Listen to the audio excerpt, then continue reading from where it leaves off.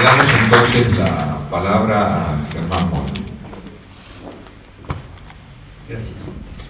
Bueno, es mi primera experiencia en este espacio, espero que no sea la última, y demos por descontados todos los agradecimientos, que son muchos, que yo debo expresar por la hospitalidad del rabino que nos recibe aquí, por la gentileza de Santiago que pensó en mí para invitarme a este espacio y por la inesperada afluencia de público, por lo menos para mí, que no esperaba que fuera tanta la gente que viniese. Especialmente la coincidencia con lo que acaba de decir Pablo Lanuse tiene que ser destacada. Y también la especial circunstancia de que él esté aquí hoy, después de haber tenido que vivir en el día de ayer horas en un escenario de cierto dramatismo. Por eso él le decía que nos decía que no sabía si le quedaba espacio para alguna idea en la cabeza. En mi caso se pueden quedar tranquilos porque no hay espacio para ninguna, ni nunca lo hubo. Esto, que puede parecer negativo, en realidad, bueno, no es su ventaja porque me permite interactuar con ustedes sin ningún preconcepto. O sea, creo que estoy abierto a cualquier tipo de pregunta o pregunta que me quieran hacer. Hay veces que estas desventajas terminan siendo ventajas. En el caso de Nisman yo no lo conocía, ni siquiera telefónicamente hablé nunca con él. Mi único intercambio con Alberto Nisman era en papel membretado, que viene con un escudito y dice: tengo el agrado de dirigirme a usted, saludo a usted muy atentamente. Y fueron pocos, así todo. Eso, lejos de ser una desventaja en la posición que me tocó vivir y en lo que me tocó actuar en estos últimos meses, yo creo que fue una ventaja porque me alejó de cualquier visión personal o de cualquier cosa que pudiera estar teñida de afecto por la persona y dejó paso a lo que era una indignación por una situación absolutamente inaceptable. Yo tengo una limitación para hablar hoy ante ustedes, que es que de la muerte de Nisman yo no puedo opinar. No puedo opinar porque ese expediente aún está en trámite y está en trámite ante un tribunal y ante un fuero ajeno a aquel en el que yo me desempeño, y no puedo descartar, ninguno de nosotros puede descartar que el día de mañana esa causa termine en el fuero federal. Y siendo yo, como lo soy, pese a los esfuerzos gubernamentales de encontrarme el fiscal de la Cámara Federal, es absolutamente previsible que yo tenga que pronunciarme al respecto. Así que con relación a la muerte de Alberto Nisman yo no voy a hablar, no porque no tenga una opinión que más o menos coincide con la que supongo que deben tener todos aquí, pero no la puedo expresar. Mi actuación estuvo centrada en lo que tiene que ver con la denuncia de Nisman. Ahí sí que tengo una divergencia con la denuncia. Cuando dice esa denuncia está terminada, no coincide, no está terminada. O sea, ahora cuando desarrollemos el tema voy a explicarles a ustedes que hay todavía muchas grietas en el muro que han tratado de levantar entre la denuncia de Nisman y la administración de justicia. Sobre la resolución esta que le puso aparente fin, o sea, que la puso a hibernar, a dormir, digamos, yo empecé 21 días antes de que se produjera el cierre, empecé a advertir qué era lo que iba a ocurrir.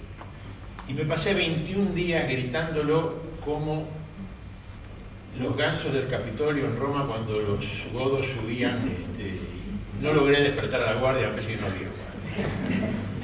Me desgañité gritando esto: están haciendo tiempo, están estirando las cosas, están ralentizando el trámite, están sincronizando el desarrollo del recurso de apelación que había interpuesto el fiscal Policita, que era quien había reclamado que la causa se investigue, para que entre en funciones el fiscal De Luca, que es el que ya fue designado enterrador oficial de la causa.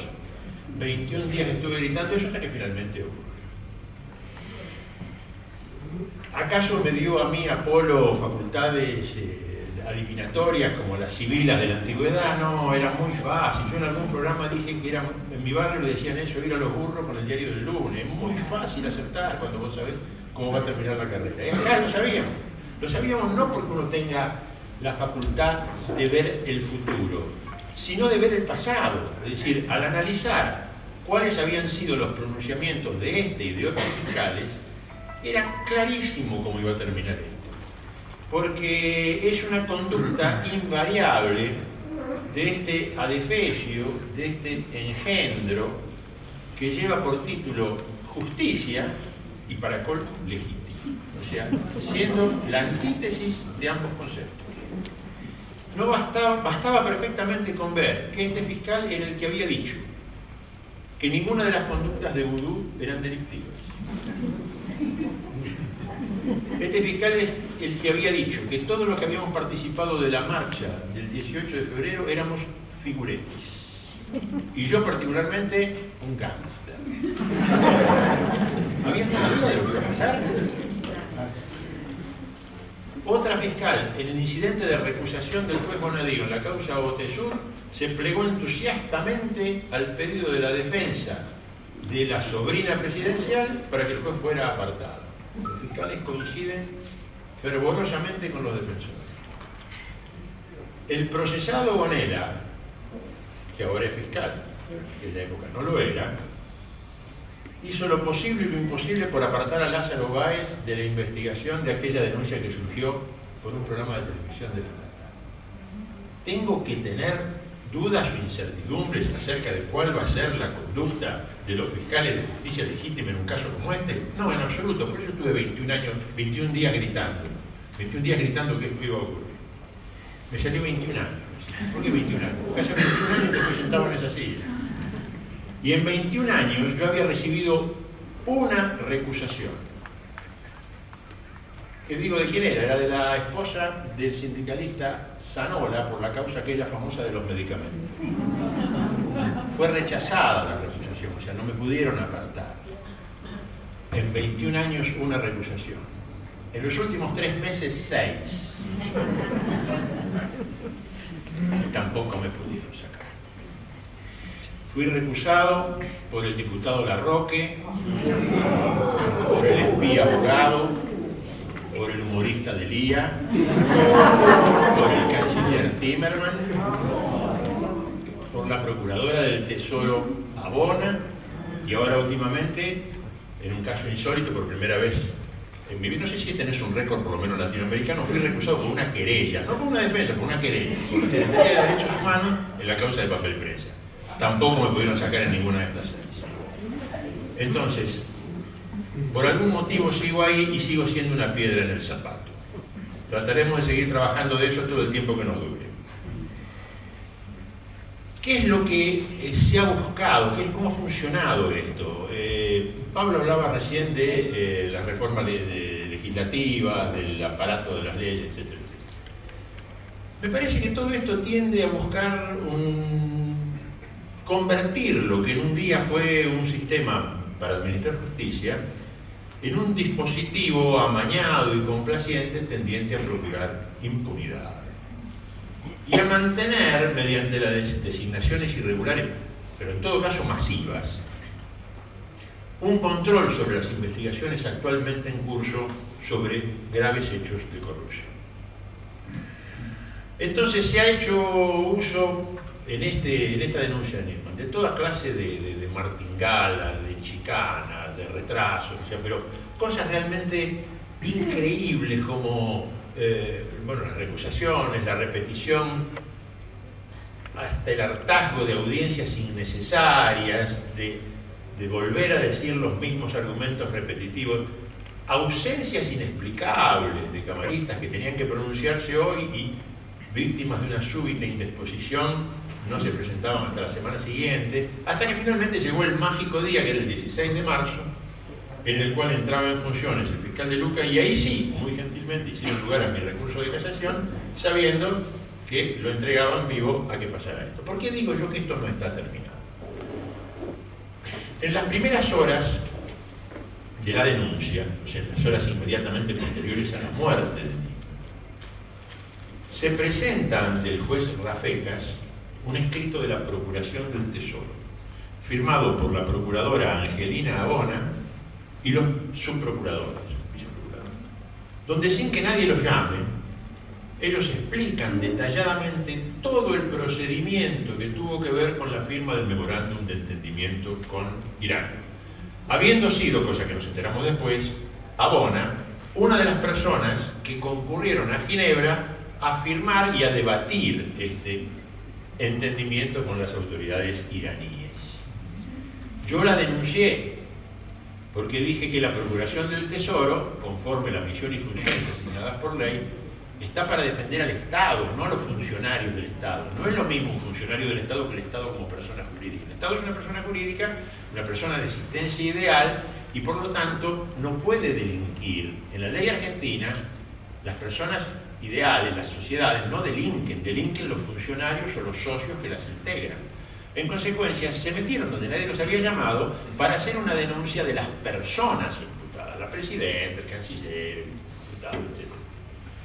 Y dije que eso era una malversación de los caudales y de los recursos públicos, porque se echó mano del trabajo del cuerpo de abogados del Estado en una misión que no era la que les correspondía. Bueno, esa denuncia está viva. Y sucede que buena parte de los argumentos del juez Rafecas, al desestimar la denuncia, que buena parte de los argumentos de los camaristas Freire y Ballestero, al confirmar esa desestimación, y que buena parte de los argumentos del fiscal de Luca para desistir mi recurso, están basados en ese escrito de la procuradora que yo he denunciado como delictivo, y eso aún se está investigando.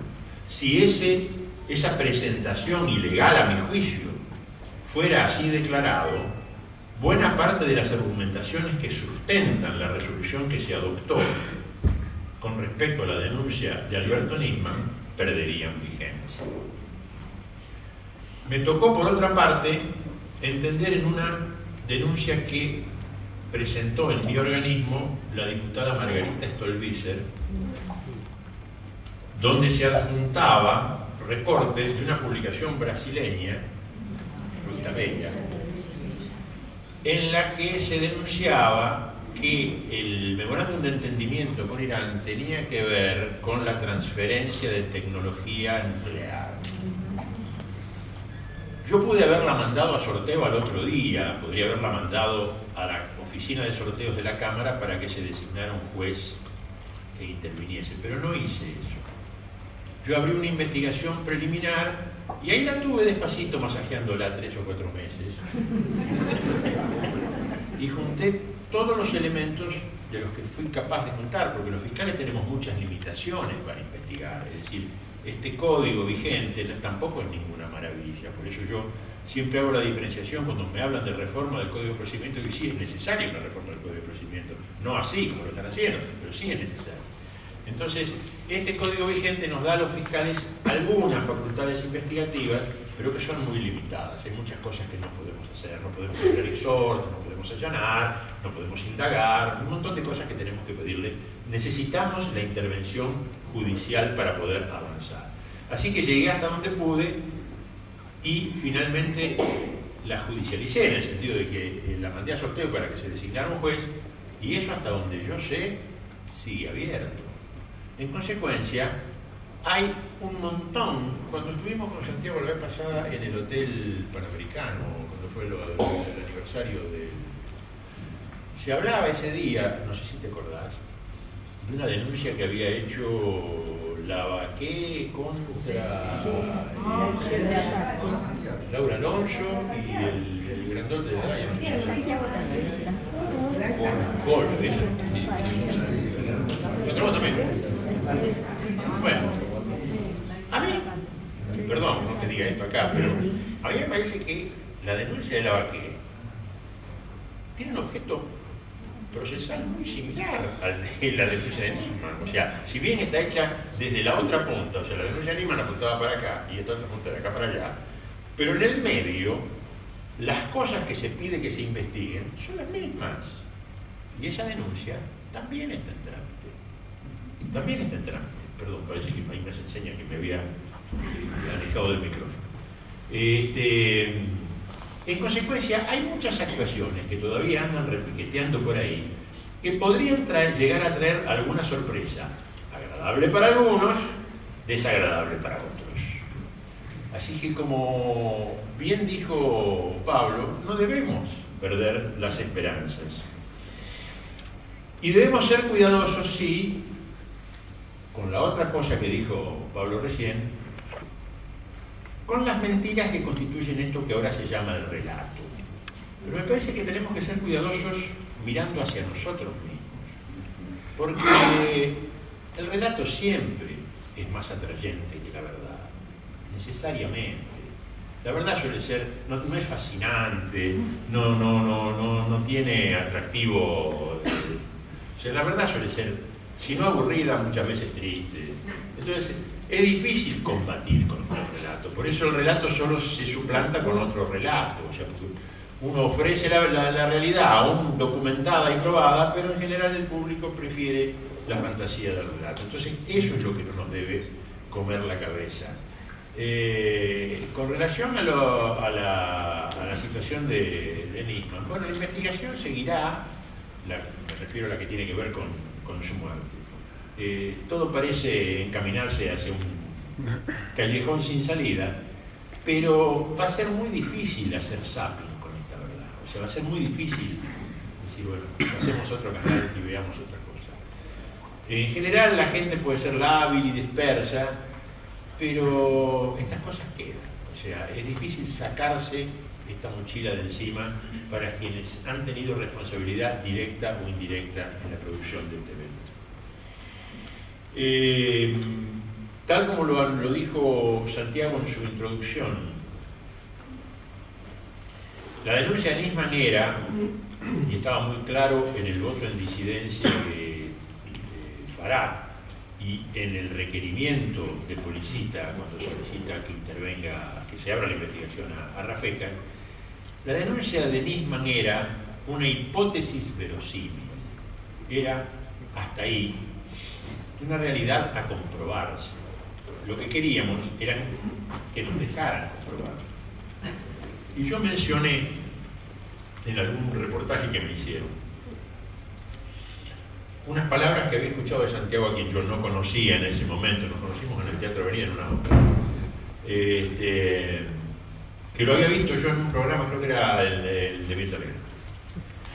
Él hablaba de la muerte de Nisman, pero a mí me pareció que lo que él decía era perfectamente aplicable a la causa de la denuncia y en general a todo el campo de la ciencia. Él decía, la única forma de llegar a la verdad es a través de la investigación. Y agregó, la verdad no puede establecerse por decreto. Y a mí me parece que esto es lo que pasó aquí. Y nunca mejor sintetizado que en unos afiches que empapelaron la ciudad de Buenos Aires en las horas previas a la apertura de las sesiones ordinarias el 1 de marzo, que decían, la democracia no se imputa. Como si hubiera personas que encarnaran la democracia, que la democracia se resumiera en una persona, y peor aún, que si esto fuera así, esa persona estuviera fuera del alcance de la ley y de la jurisdicción de los jueces, y de la actuación de la justicia. Entonces, creo que ese afiche sintetiza de una manera mucho más gráfica que cualquier cosa que nosotros podamos decir, qué es lo que pasó, por lo menos con relación a la denuncia de Nisman. Esto no puede seguir, de esto no se habla, se terminó. Y parece mentira que hayan pasado, yo les decía recién cuando bajábamos la escalera, tan solo 4 meses de la marcha, aquella marcha que movilizó a tanta gente. Si miramos esta realidad hoy, cómo se ha dado vuelta todo, donde han logrado cosas realmente increíbles. Yo hablé varias veces de la tercera, esta resolución de Luca, este dictamen, desistiendo mi recurso, era la tercera muerte de mí. La primera fue el 18 de enero. La segunda fue cuando no se ahorraron esfuerzos en enlodar su memoria, en ensuciar su vida, e inclusive en salpicar a su familia. O sea, por aquí he visto a la señora Garfunkel, o sea, de quien inclusive hasta se la llevó a perseguir, sin pensar que están esas chicas. Esa fue una muerte simbólica, pero dolorosísima. Y la tercera fue sacar del medio su denuncia, que era despreciar su trabajo, despreciar también su carrera, porque de alguna forma él estuvo muchos años trabajando en el esclarecimiento del atentado de la AMIA, y de repente de un plumazo era decir, no, todo esto que vos hiciste no sirvió para nada. Y por otra parte, este cambio copernicano y absoluto en la política argentina con relación a la investigación del atentado es justificado y no tenemos por qué explicar por qué. Entonces, esa es la situación en la que estamos hoy. Yo creo que si las circunstancias no empeoran en algún momento y por algún lado, esto terminará orientándose. Por lo menos con esa esperanza los quiero dejar. Y bueno, nada más. Gracias.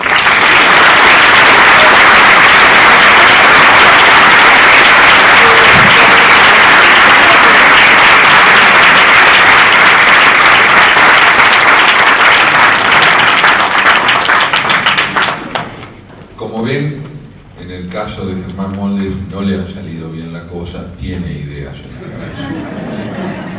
A veces hasta un hombre probo como él puede fracasar. A los dos, a ustedes, la gratitud de haber compartido un momento de reflexión y de haber estado, al igual que yo, en compañía de dos hombres que no dejan duda acerca del papel que el ideal de la justicia cumple en la constitución de sus propias personalidades. Muchas gracias a los dos.